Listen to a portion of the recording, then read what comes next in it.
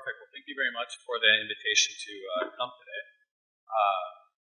Let me get started. Conflicts of interest.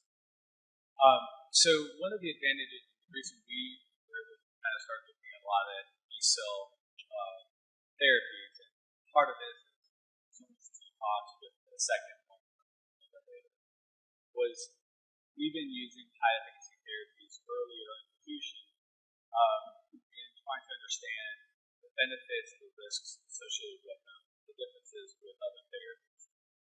One of the medications that we had access to early was rituximab, and then we started using rituximab in our state center probably in probably a little bit earlier, and then rituximab came out in 2017. So we've been able to use these drugs fairly early on to try to understand the differences. We have now 𝐬𝐩𝐨𝐬𝐸 for the last 2-3 years, and then 𝐬𝐩𝐴 just got approved in the United States in December. So now we have really 4 drugs that we use within this class. So what can we learn? And part of for this was just real-world data, because we're never going to be able to compare these drugs from clinical trials. And then what are some of the tips? And I think the most valuable part for this would be tips, some suggestions around thinking about using these medications. So when we look at B-cell depleting therapies, it's understanding that there are some differences between them. And I think the difference a little bit becomes from a clinic perspective, how much does this matter or does it not matter? And I think that that's kind of the main question between them. The pros of high efficacy therapy with B-cell depleting therapies is that they stop inflammation. When you look at the number of patients who have actually disease activity on these therapies, it is minimal. In these clinical trials, it's common to see, we had 5 patients with contrast enhancing agents. So very little disease activity seen in these trials. And then the risks, for me, fall into 2 main categories: infections and infusion reactions. And we'll talk a little bit more about this. When we look about the differences from a biology perspective, we can see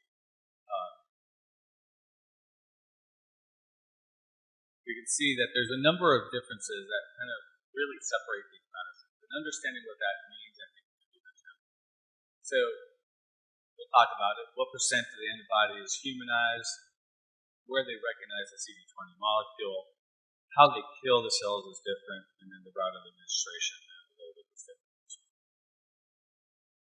So when we start to look at the differences between these antibodies, we can see that there's been a natural progression to having the antibodies be more humanized, so about 70% human to about fully 100% human.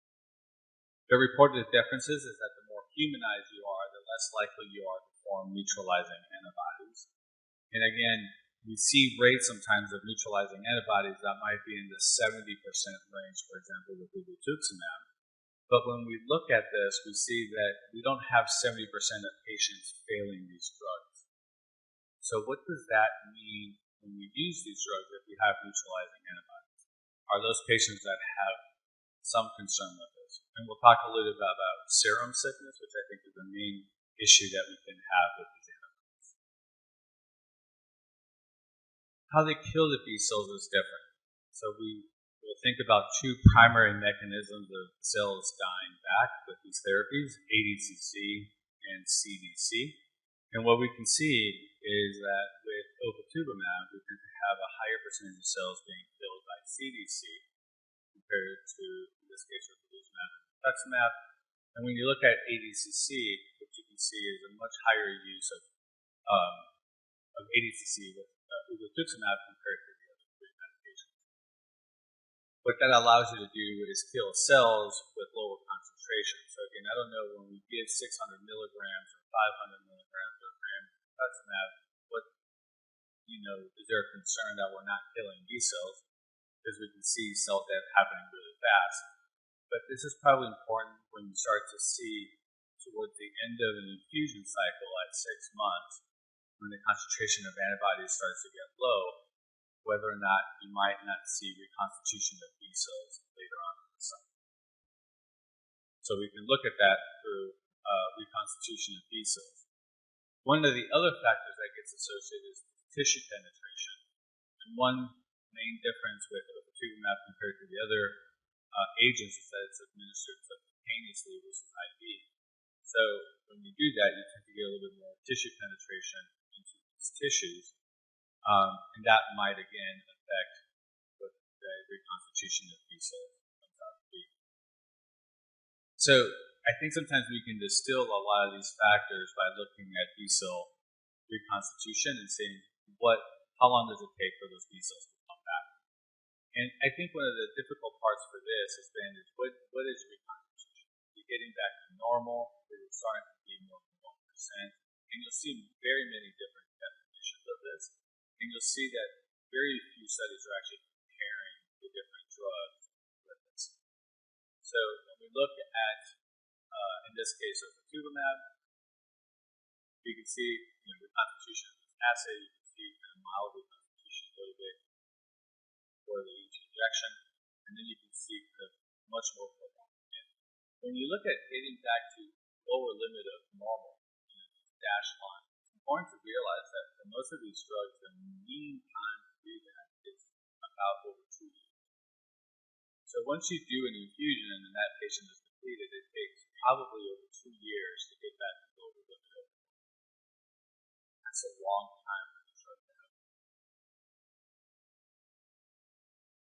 Alright, so we have a lot of differences between them. I think the differences that we tend to care about are probably on this slide.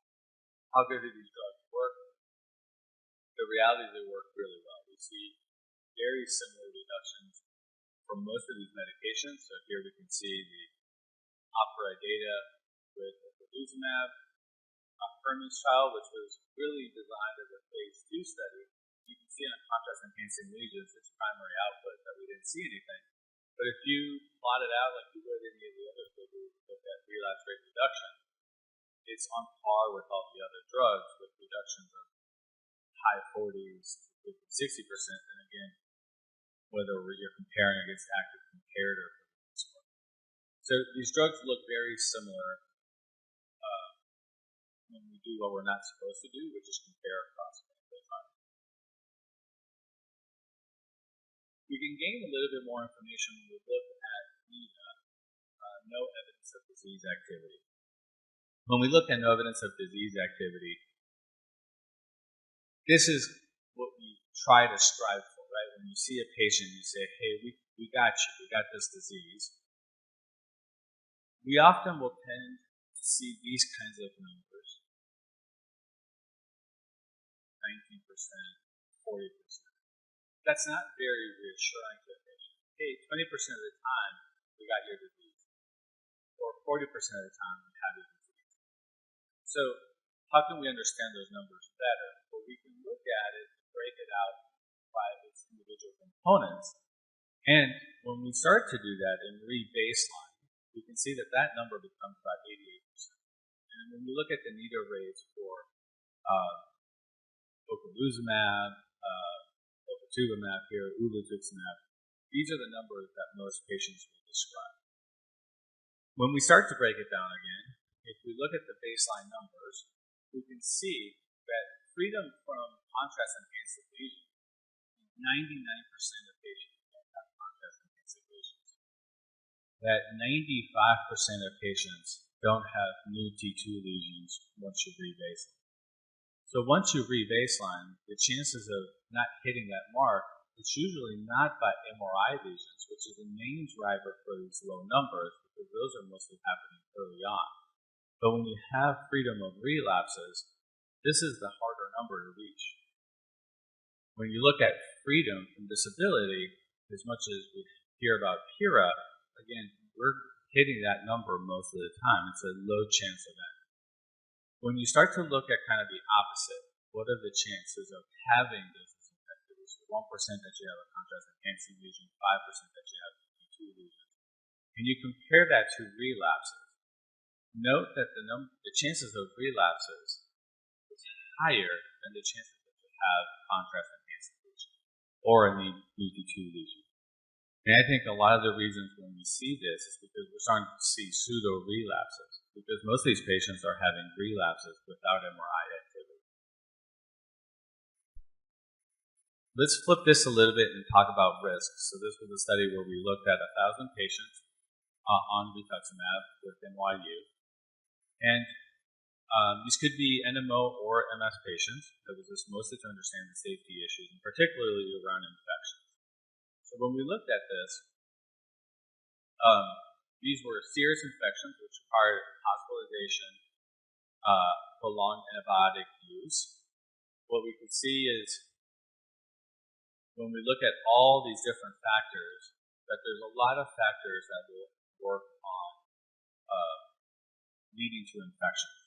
So as patients get older, they're more likely to have infections. And as we get into these models, using more of a stepwise model with a bivariate model, we can see that things like age drop off, but that disability becomes the main driver of infections. Probably because you accumulate disability with age, and so that age effect is absorbed into a disability. But when we were talking about odds ratios of increasing something, this morning we heard about Epstein-Barr virus increasing by 32%. The chances of having a serious infection when you are wheelchair bound is 8.5. So a lot of times when we start to kind of say, hey, let's wait to use these drugs, what you're waiting for is accumulating disability, and now you're taking a lot more risk to use these medicines. Let's look at a different type of infection. So COVID-19, this was the North American registry. If you look at the European registries, it looks identical. And we can see again that as you look at age at the top, sex, and these columns are more for hospitalization versus ICU stay versus death. We can see that there are effects still for age and gender, but the odds ratios are like 1.7, 3.1, so they increase the chances of death. But when you look at not being able to walk and needing a wheelchair, the odds ratio for dying is 25-fold higher. So when a patient comes in on a wheelchair and you're trying to say, hey, I'm progressive and maybe I should be on these medicines, the concern that we would have is now you're taking a lot of the risk and maybe not getting much of the benefit for the medicine.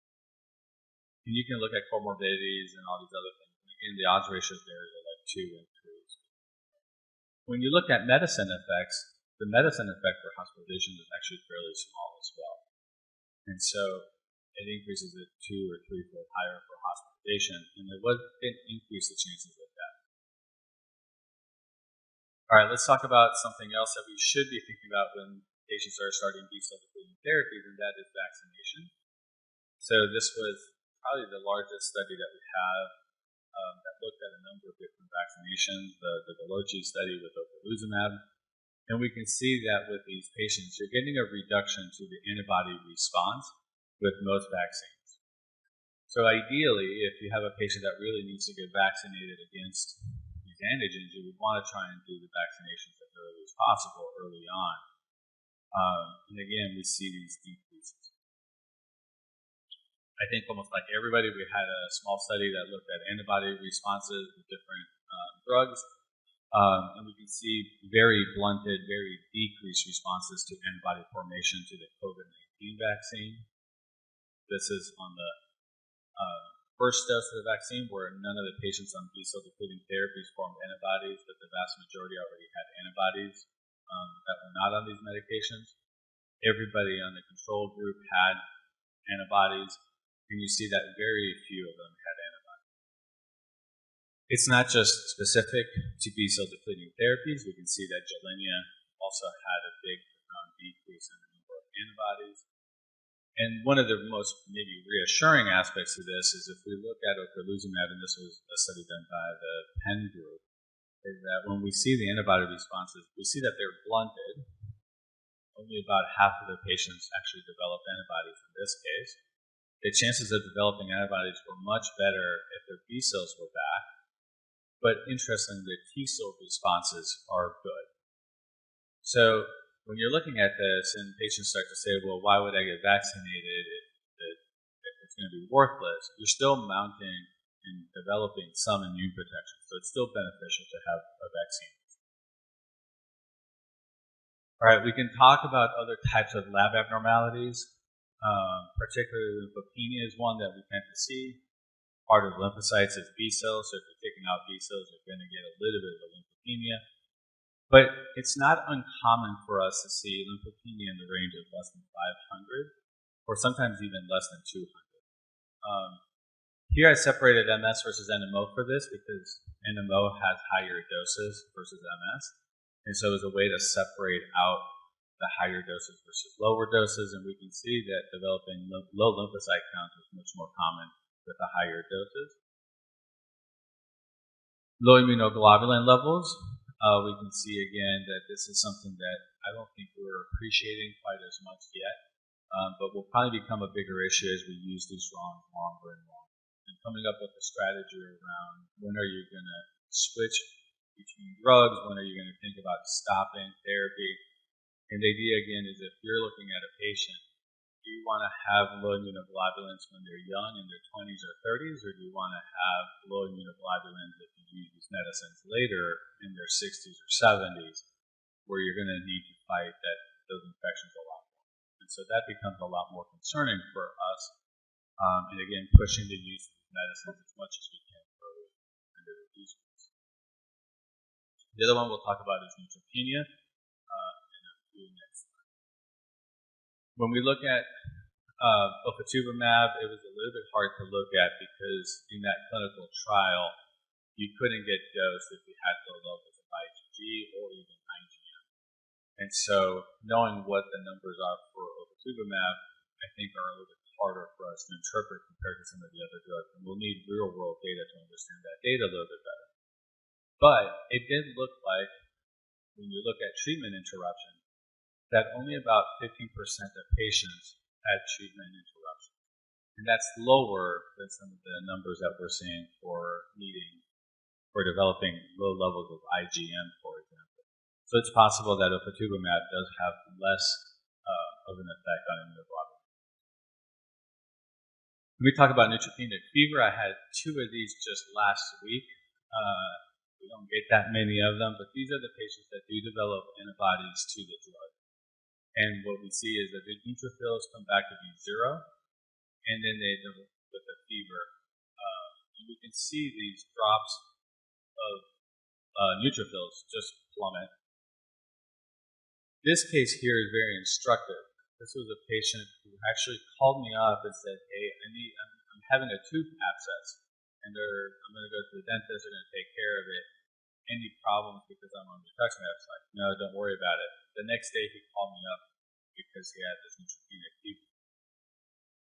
Because of the abscess, we knew what the infection was. He was started on antibiotics, and within 2-3 days, his neutrophil counts were completely normal. What that tells me is that it's not a bone marrow suppression issue, and that these B cells can come back, or that the neutrophil counts can come back really pretty fast, usually with treatment of that infection. The patient this past weekend that had a fever was a patient that had gone out on a trip and developed a gastritis, started antibiotics, and within 3 days had normal neutrophil counts. And so it's reassuring, but it does appear that once you have a neutropenic fever, that you're more likely to develop another neutropenic fever. In this case, that patient developed another neutropenic fever just a few months later. Second case that we had this past weekend was the second time we had a neutropenic fever as well.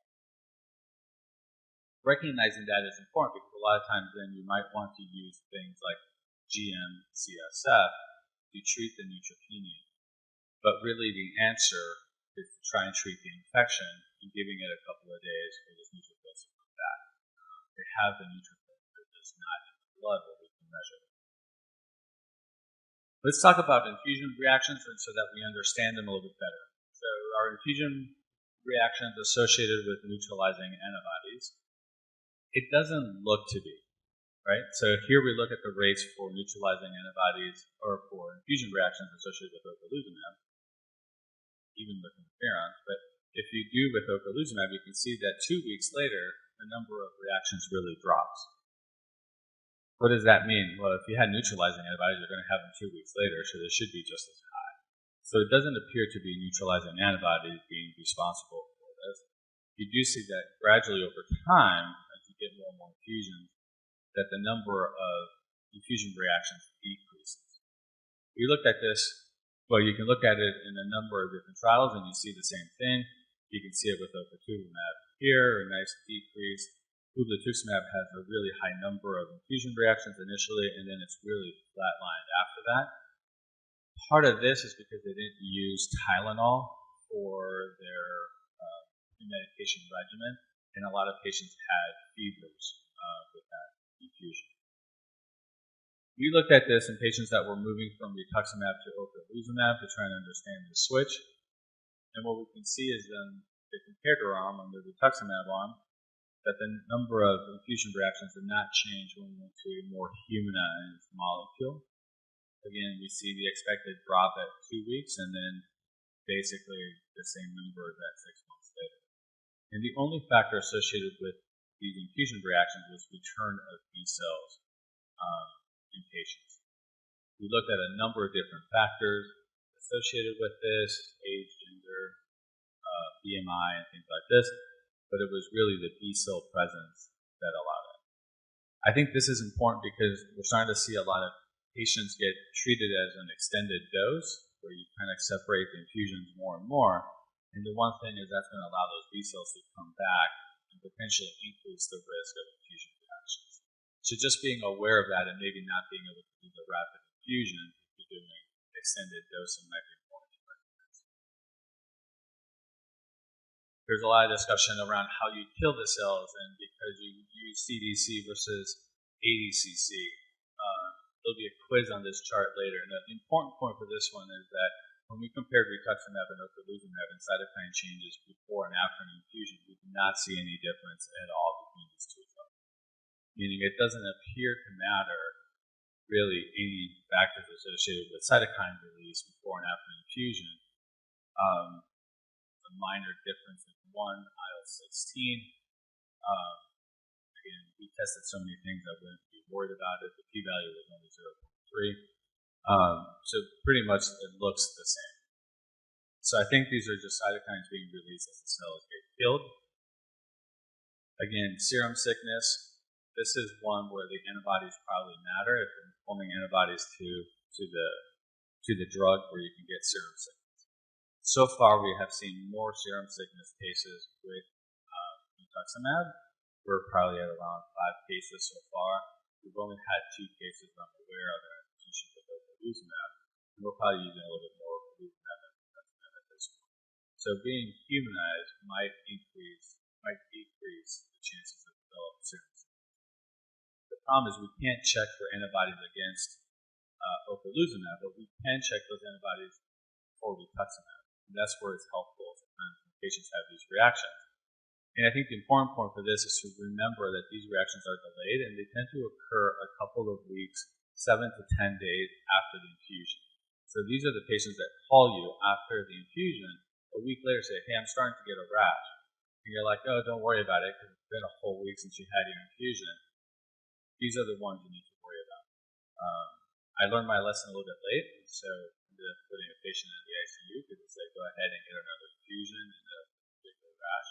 So these tend to kind of get worse and worse because you're providing more of an antigen for those patients to develop more and more antibodies. Bigger patients are getting a smaller dose per weight. And so this is B cell reconstitution that we modeled looking at weight. And we can see that as patients' BMI gets bigger, that the chances of B cells coming back at 6 months is higher. For obese patients, chances of B cells coming back is about 40%.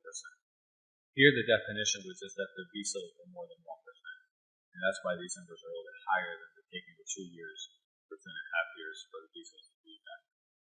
We don't see this with 𝐸𝐸𝐶 because you're constantly adding more antibody, and so those B cells don't have a chance to come back. And so this is one of those reactions, one of those things where if the patient's coming in, especially if the patient, and they're having a lot of infusion reactions, their B cells are still high, thinking about something where you can either increase the dose or do more frequent doses might be helpful to reduce those infusion reactions.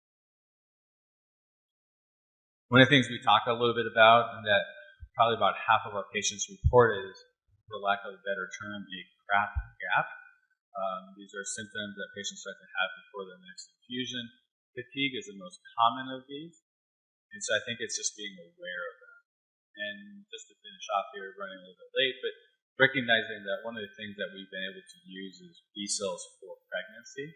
Because we have such a prolonged effect for pregnancy, we are able to do a dose, have the patient become pregnant, and treat around pregnancy with that. And so we've been able to use these drugs really effectively, and now even with the 𝐒𝐮𝐬𝐵, we can appreciate it. Thank you very much.